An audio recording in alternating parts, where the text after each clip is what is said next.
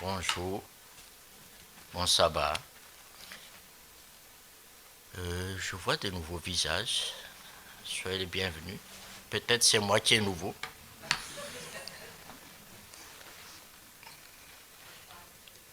Mais c'est réjouissant de voir qu'il y a des nouveaux visages parce que on voit que le Seigneur travaille. Il nous amène des gens. Parce qu'on ne devrait pas être seul à bénéficier la parole et la bonté de notre Seigneur. Tel quel. C'est dans quelles circonstances qu'on entend ça? Tel quel. C'est dans Kijiji, non? Dans Marketplace. Quand on achète des choses d'occasion, il n'y a pas de garantie. Tu les prends tel quel, soit tu les prends, soit tu ne les prends pas. Quand on achète quelque chose d'occasion, il n'y a pas de garantie de main-d'œuvre, il n'y a pas de garantie de constructeur, il n'y a pas de garantie des pièces. Surtout si c'est le délai passe. Je présente ici une image de voiture telle qu'elle. C'est à votre risque et péril. Donc, vous avez besoin d'avoir de la connaissance, de l'expertise et des conseils. Combien de fois on amène on cherche à faire l'inspection d'une voiture pour acheter une voiture. On fait l'inspection pour acheter une maison qui n'est pas neuve et ainsi de suite. Il y a vos risques. On essaie de minimiser les risques et maximiser les assurances. Soit on paye pour ça, on cherche un conseiller, un expert, etc. Soit on l'assume soi-même. À ce moment-là, on fait appel à notre expertise. Souvent, cet aspect, c'est quand on fait le magasinage d'une chose. C'est pas dans les épiceries, hein, c'est pas pour acheter des pâtes ou des sucres, non, c'est pas ça.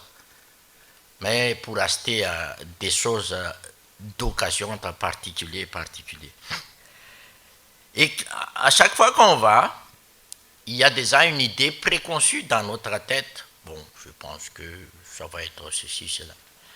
Soit dit en pensant, cette prédication, je le fais pour les jeunes qui préparent leur avenir. Les adultes aussi, ils ont des avenirs, non? Donc vous n'êtes pas exclus. Mais c'est plus focalisé pour nos jeunes amis. Je l'ai fait pour ma fille. J'ai expliqué ça pour elle et j'ai trouvé que c'est intéressant. On a une idée préconçue pour acheter une voiture d'occasion. On a une idée préconçue pour magasiner une femme, un mari. Souvent, c'est l'expérience qu'on a ou l'expérience d'un expert qui nous conseille, qui dit j'aimerais que tu épouses qu'un adventiste. Il a ses expertises, ses points de vue, mais la réalité, souvent, est différente de ce qu'on a prévu. Et même cette différence, ça peut choquer certaines personnes. Mais, qu'est-ce qui compte le premier dans le tel quel? C'est l'apparence. Et vous les jeunes, combien de temps vous passez devant le miroir pour soigner votre apparence? Ce n'est pas votre faute. Vous êtes en apprentissage. Mais ce n'est pas ça qui compte. Mais pour le moment, à votre âge, l'apparence compte pour que vous ne serez pas exclu de votre groupe d'amis, pour que vous renforcerez aussi votre estime de soi. Parce que l'apparence génère les jugements. Ma fille, j'ose le dire, elle n'est pas là. Ah, viens, on va aller à la plage. Attends, je me prépare. Hein? Aller à la plage, tu te prépares à quoi? Ben, il y aura des jeunes comme moi qui vont me regarder. Ben, et quoi? Ils vont se souvenir que c'était toi. Du moment que tu n'es pas nu, il n'y a pas de problème. Non, non, non, il faut que mes habits soient en cohérent. Mais ils vont remarquer que c'est en boire ça, ou c'est qui, ou c'est... Non, non, non, il faut que je sois en assurance de moi-même. Ok. Mais est-ce que les gens pensent c'est ce que tu penses? Non. Mais pourquoi tu penses tu prends leur place à penser à ta place? Habille-toi, t'es pas nu, on sort. Non, attends-moi. Et ça crée une dispute sans fin. Il y a un problème, mes amis. Il y a un problème, ma fille, là. C'est quoi le problème? C'est l'apparence. Parce qu'elle veut éviter les jugements négatifs sur elle. Elle a raison. Elle n'a pas tort. Mais cette apparence joue beaucoup sur le questionnement des jeunes aujourd'hui. Même nous. Pour aller au travail, l'apparence compte. Combien de fois pendant les zooms, seulement ça qui est beau, mais en bas, sort tes gougounes. Parce que l'apparence, c'est la moitié qu'on voit. C'est l'apparence qui compte. Et pourtant, l'apparence, ce n'est pas la personne. Ce n'est pas lui. C'est ce qu'on pense de lui. Mais cette personne, en réalité, ce n'est pas ça du tout. Il y a un problème. C'est quoi le problème? Parce qu'on est jugé par ce qu'on représente.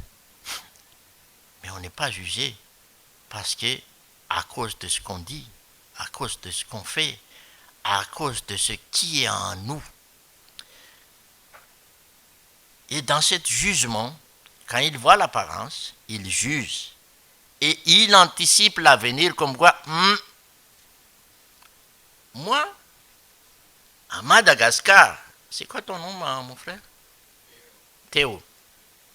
Quelqu'un comme toi, là, avec Rasta comme ça, c'est une personne à éviter.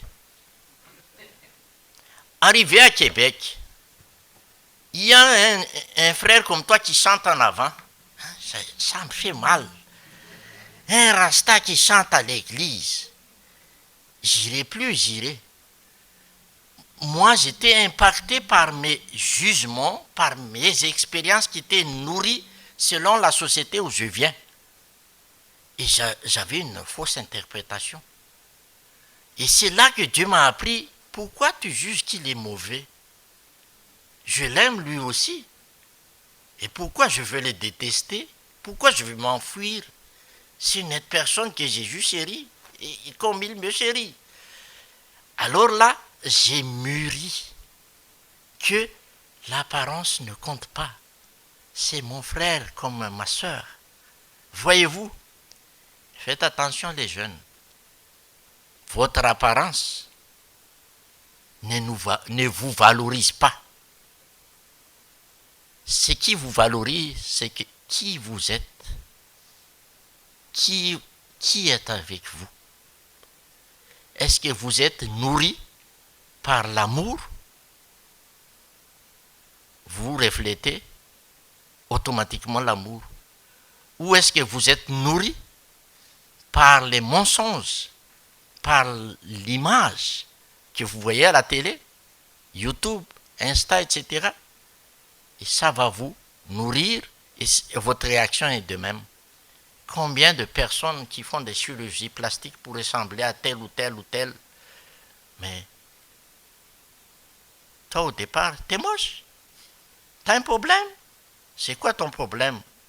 Non, je veux me ressembler à ceci, mais quand ils seront rendus vieux, les dégâts laissés par ces chirurgies plastiques, oh là là. Les tatouages, oh là là, un petit poisson à la vieillesse, c'est devenu un dauphin. C'est l'apparence tout ça. Réfléchis bien, parce qu'après, ça reste. On peut passer. Bien sûr, on cherche des choses d'occasion. Combien de fois on magasine des produits? Oui. On magasine des services. Internet, assurance, hypothèque, des prestataires de différentes façons. On magasine le travail. Je veux être ceci, je veux être cela, je veux plan de carrière. C'est pas mauvais, mais faites attention. Ajuste-le avec le plan de Dieu. On magasine des associés dans un projet, dans une entreprise quelconque. On magasine des bébés aussi pour faire l'adoption. Non, on est un peu comme ça là. Vaut mieux que l'enfant soit tout près. Comme j'ai dit pendant l'école de sabbat, si vous avez vu le film, il a déjà tes yeux. Un couple noir qui a adopté un bébé blanc. Ça a créé un dégât catastrophique dans toutes les familles. Rien que les parents du fils, quand ils ont venu présenter le bébé, la maman dit, mais c'est quoi ça? Et la fille, c'est ton petit-fils? Et ça a sorti de son stéréotype et de ses attentes. Quand vous magasinez et que vous mettez des attentes en vous, c'est vos propres soucis. Mais si vous mettez des attentes envers les autres, vous mettez des pressions à eux. Et c'est des pressions inutiles. Gardez vos attentes à vous. Il y a ceux qui magasinent des époux et des épouses. Il va rester célibataire longtemps, lui. Avec des critères chrétiens, beau, long, puis à plusieurs langues, diplômé, bon travail, qui n'a pas de maladie, qui est... Fini. Fini pour lui. Parce qu'il a déjà son idée préconçue. Mais les plans de Dieu, c'est pas comme ça. Je ne vais pas raconter mon histoire, mais c'était pas ce que j'ai pensé. Mais c'est ce qui est arrivé, le plus beau, le meilleur choix que Dieu m'a donné. Hier, j'ai pensé à ça, j'ai une femme formidable. Elle n'est pas là, je le dis pareil. Il y en a qui magasinent la religion. Vous avez déjà entendu ça? J'étais baptiste avant, ensuite j'étais allé chez les pentecôtistes, et ensuite avec vous les adventistes, ça me dérange un peu. Là, là, lui, il va voyager sans arrêt. Il magasine, il nourrit ses idées préconçues. Mais c'est pas comme ça. Pourquoi ça arrive aux gens? On magasine les futurs. Pourquoi on magasine le futur? C'est pas mauvais d'avoir un plan. Où est-ce que je veux aller? Mais c'est pas ce que je veux qui est important. C'est qui a anticipé que on va vivre 2 années de confinement avec le Covid? On n'a jamais anticipé ça. Hein? C'est qui a pu deviner que c'est ce qu'on a vécu en janvier 2020? On ne peut plus le vivre. On ne peut plus le vivre. Ça a chamboulé tout un mode de fonctionnement dans tous les niveaux. Ça a renforcé les services en ligne dans tous les secteurs, même les consultations, ça se peut en ligne.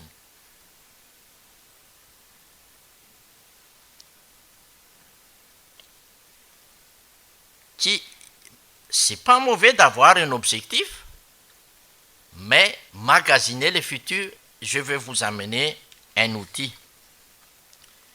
Quand on magasine le futur, on fait quoi? On fait un plan de carrière. Vous les jeunes, avez-vous votre plan de carrière? Oui? C'est bon? Non? C'est bon aussi. Moi, j'en avais pas. Et je n'ai jamais eu de plan de carrière. Je ne l'ai pas encore. Et je ne pense pas le faire. Pourquoi? Je vais vous dire.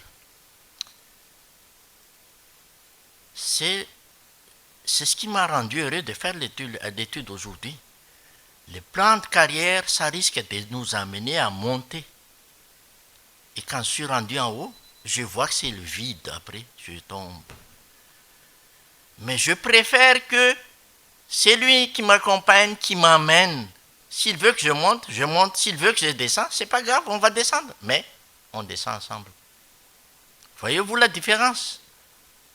Et ça m'arrive de descendre, mais on remonte. Ça m'arrive de tomber, mais on se relève. Parce que je suis accompagné. Mais dans ton plan de carrière, si tu le fais et tu échoues, ça fait mal. On apprend des leçons. Exactement, la vie, c'est comme ça. La vie, c'est une rose. Une rose, c'est beau, mais il y a les épines. Les épines, ce n'est pas un décor, c'est un apprentissage. Il faut que tu te piques pour apprécier la valeur de la beauté de cette fleur. N'est-ce pas? Et la vie, c'est comme ça. Les épines, c'est la rose, c'est les épines. Et la vie, c'est comme la rose et les épines.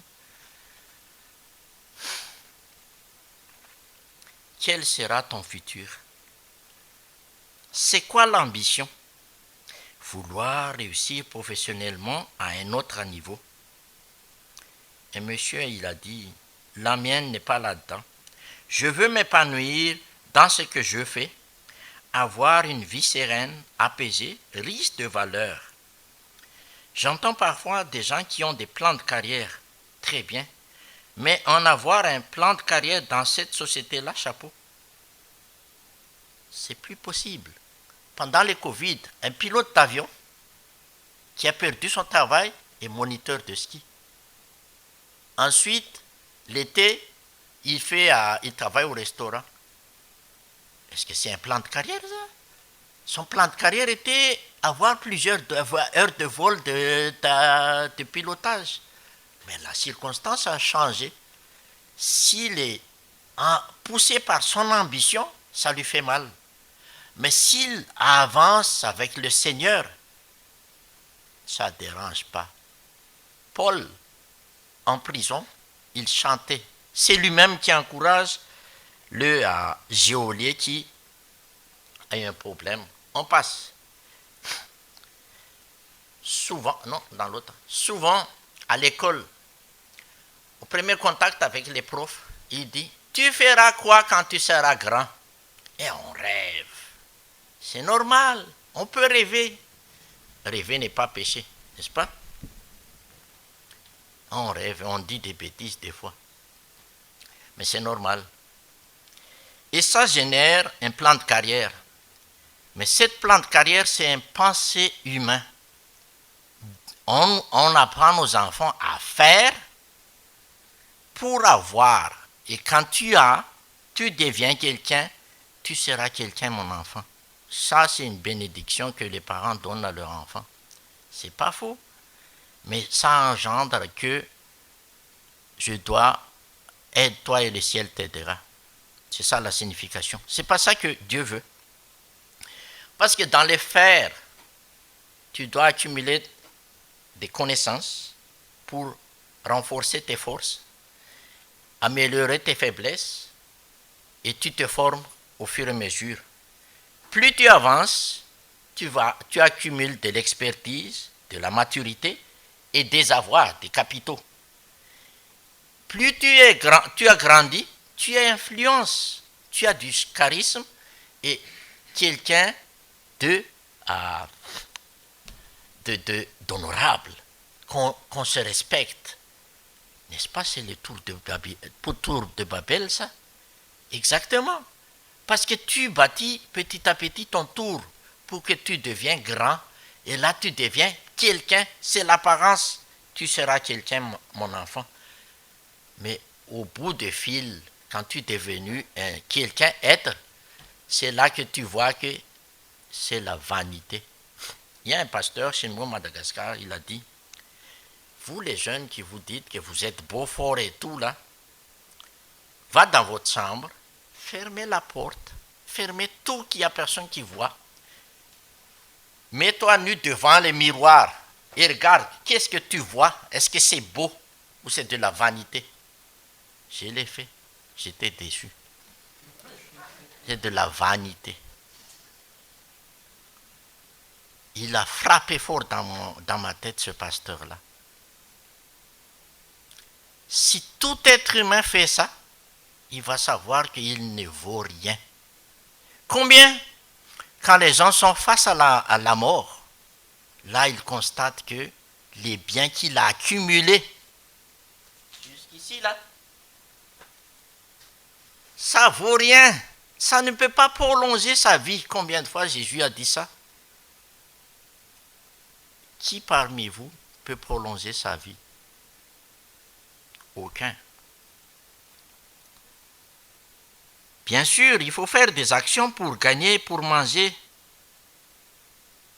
Oui, c'est vrai. Mais c'est où le plan de Dieu dans ce sens-là?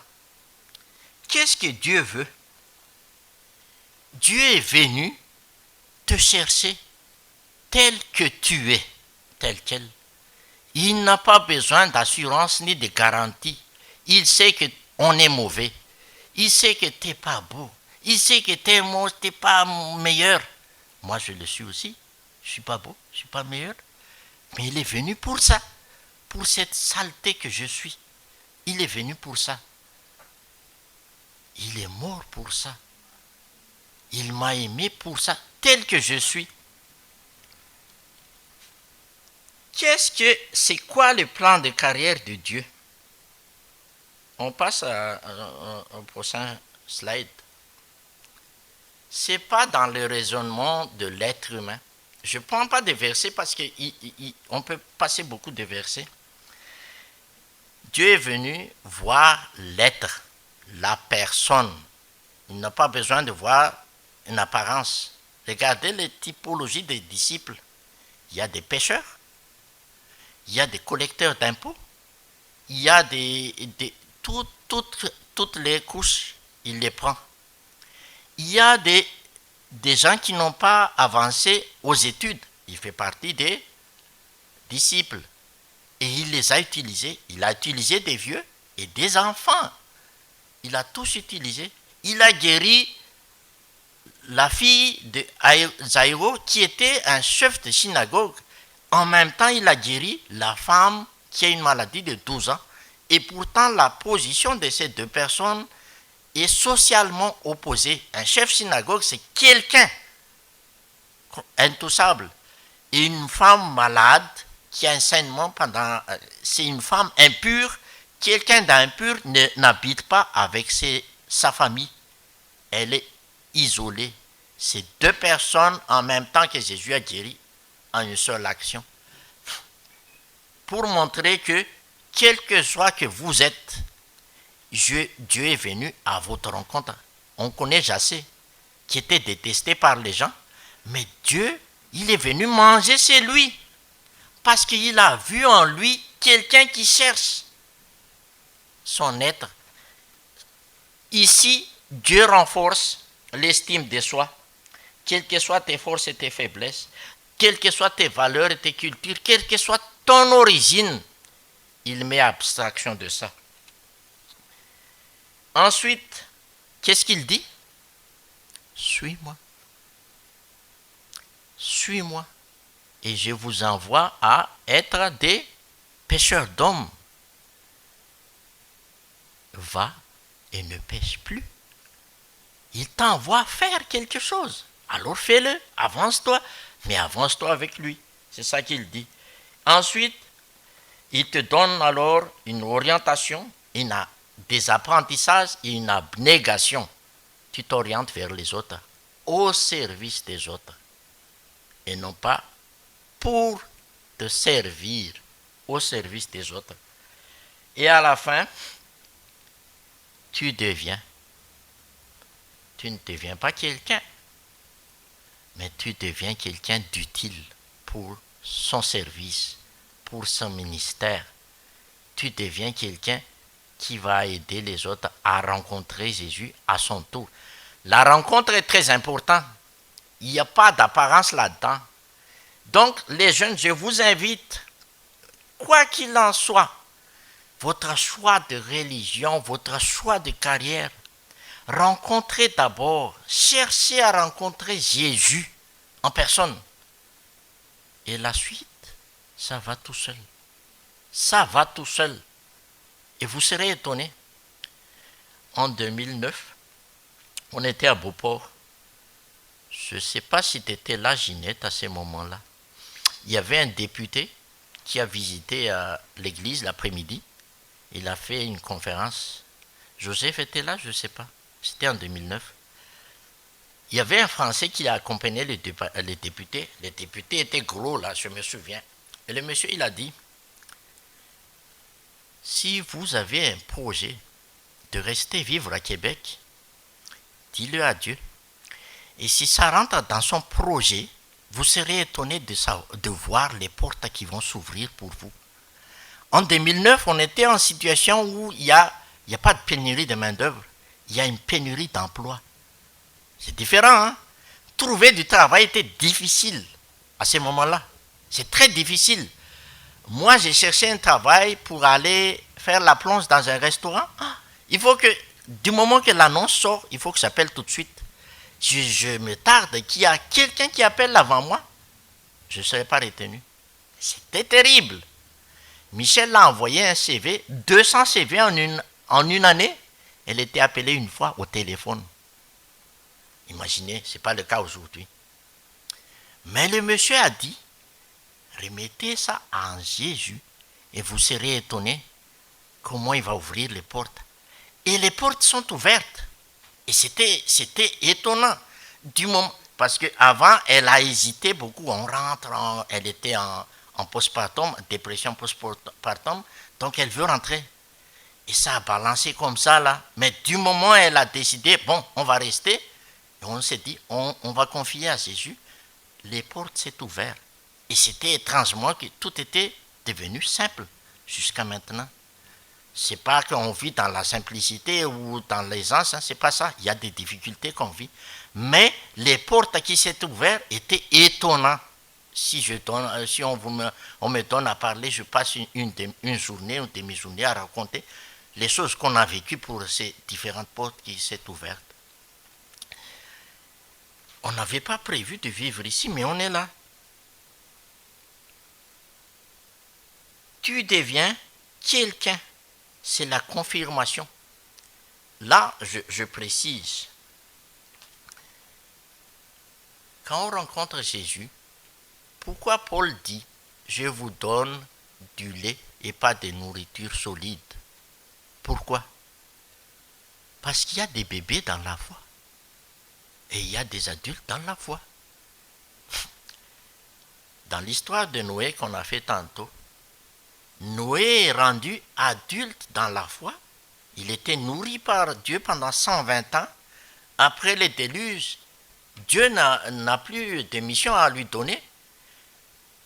Donc Dieu attend qu'il devienne adulte dans la foi pour encadrer ses enfants. Il a fait quoi? Il s'est enivré. Il a failli.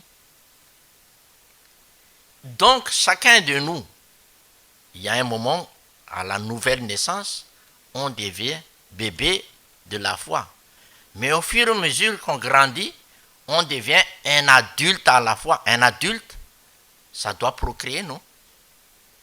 Ça doit être un témoin de ce qu'il a vécu, non? Ça doit partager ses convictions et sa foi. C'est ça que Dieu montre ici. Tu as une éthique, tu as un savoir-être, tu as une responsabilité envers toi et envers les autres.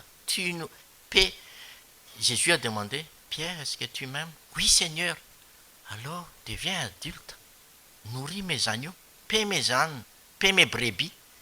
Là, Dieu a envoyé les disciples, va vers les autres, vous avez assez mangé, il est temps pour vous de les faire manger. C'est devenir. L'avoir ne porte peu à ce moment-là. Ça ne veut pas dire qu'il ne faut pas avoir des ambitions.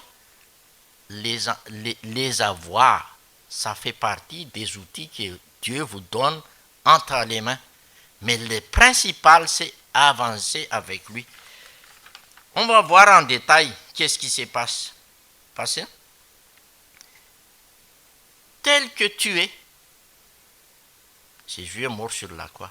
Tel que tu es, n'a pas regardé l'aspect, il y a une bosse ici, il y a un cabochon ici, il y a un roue en bas, il Il a effacé tout ça, il a acheté tout de suite. Toi, je l'achète. Veux-tu être avec moi? La décision revient à toi.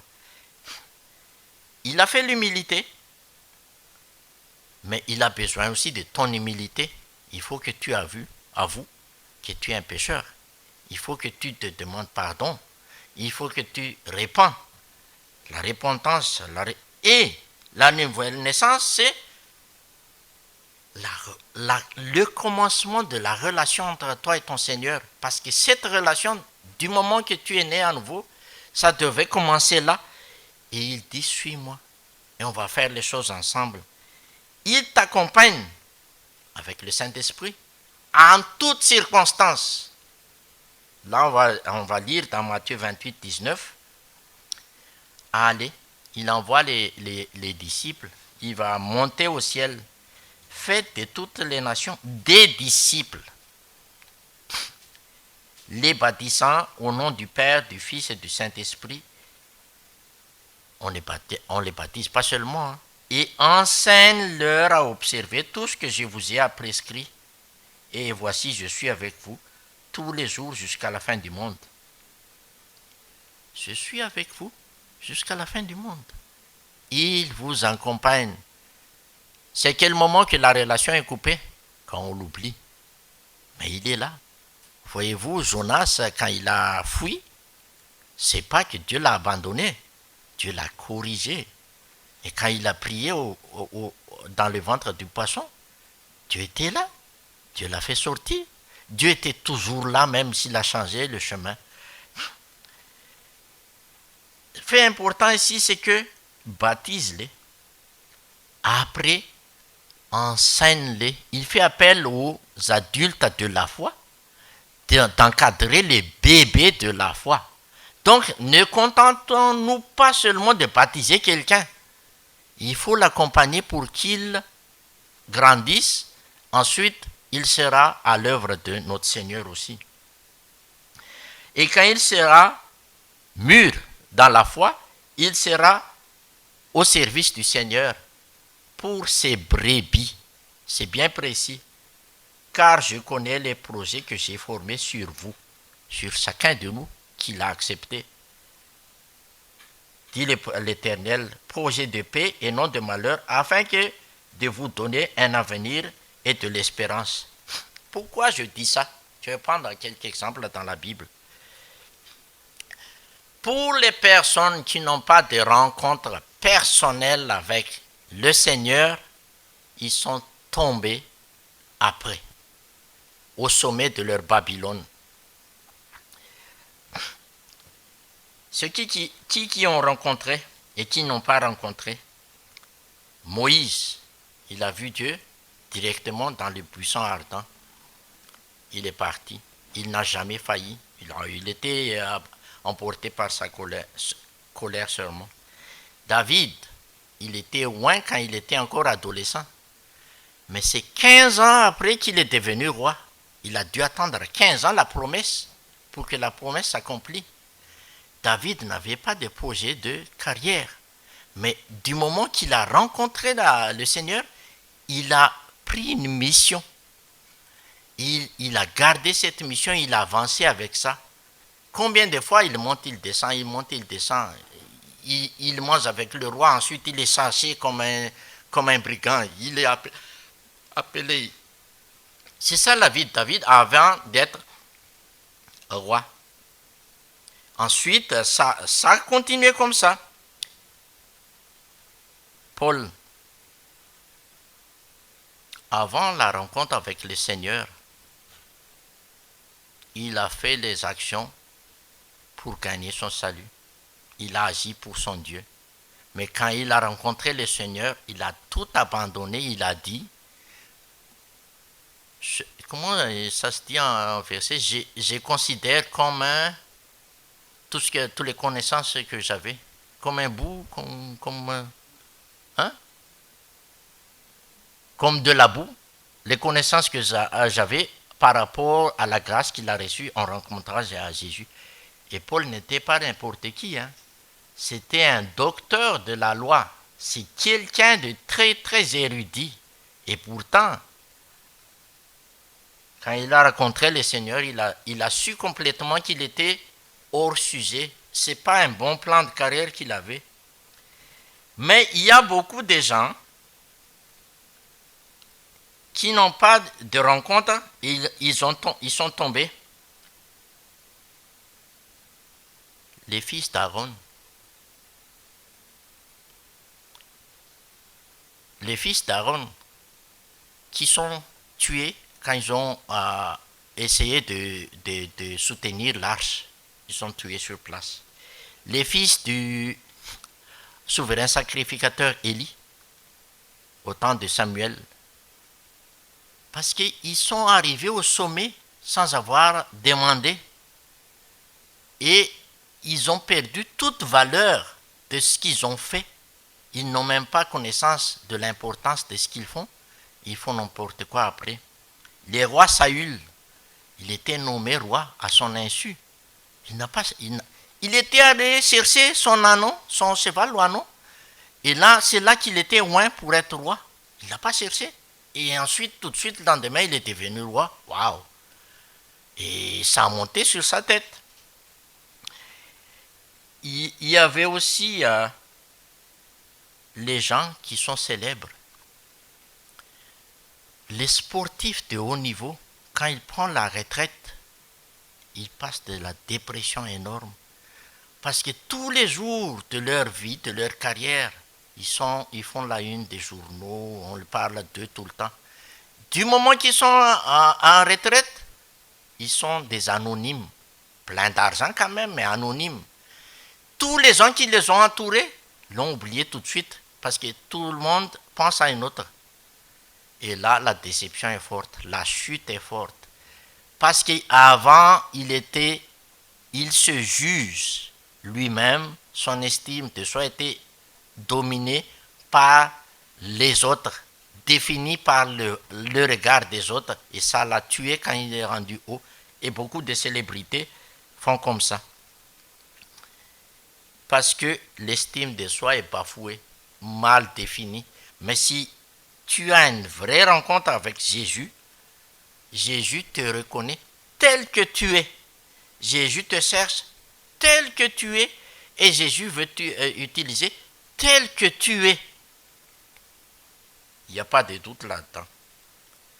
Des fois, les gens qui ont rencontré Dieu, ils tombent dans l'anonymité totale, comme Jacob. Il a lutté contre un ange avant d'aller chez son oncle.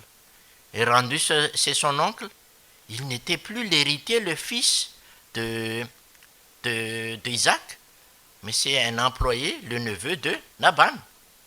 C'est un anonyme total. Joseph, qui était prévu, le remplaçant, le chef de tribu de Jacob, il est rendu esclave en Égypte. C'est anonyme total. Et même, la Bible a dit qu'on l'a oublié quand il était là-bas. Ça fait mal. Mais il était avec le Seigneur. Il savait bien que le Seigneur l'a utilisé. Pourquoi? Mais quand il a rencontré ses frères, il n'a pas véhiculé la vengeance. Il a dit, ne vous en faites pas, je ne suis pas là pour me venger de vous. Mais le Seigneur m'a utilisé pour vous sauver contre la famine. C'est fort, hein? Donc Joseph, il a compris pourquoi il est rendu esclave et vendu par ses frères. C'est pas arrivé comme ça. Il y avait une rencontre avant. Il y avait une relation qui est établie jour après jour. Ça dure des années, mais il y avait une relation jour après jour. Et Dieu l'a utilisé pour sauver une tribu. Donc c'est très important d'avoir la rencontre et de maintenir la relation. C'est ça c'est le moteur de votre plan de carrière.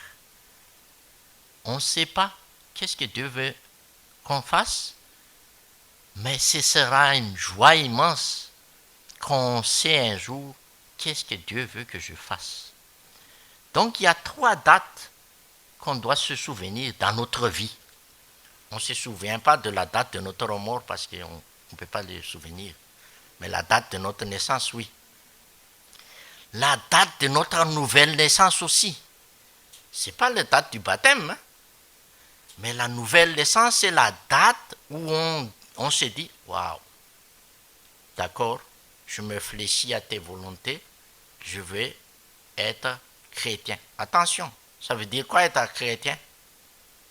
C'est un porteur de l'image de Christ, porteur de message de Christ. C'est pour moi, je le prends comme une insulte quand j'entends quelqu'un à la télé, oui, je suis un chrétien, mais je ne pratique pas. Je le prends comme une insulte parce que c'est comme quelqu'un qui dit, je suis un végétarien, mais je mange de la viande des fois. N'est-ce pas? Je suis un vegan, mais je mange encore de la viande.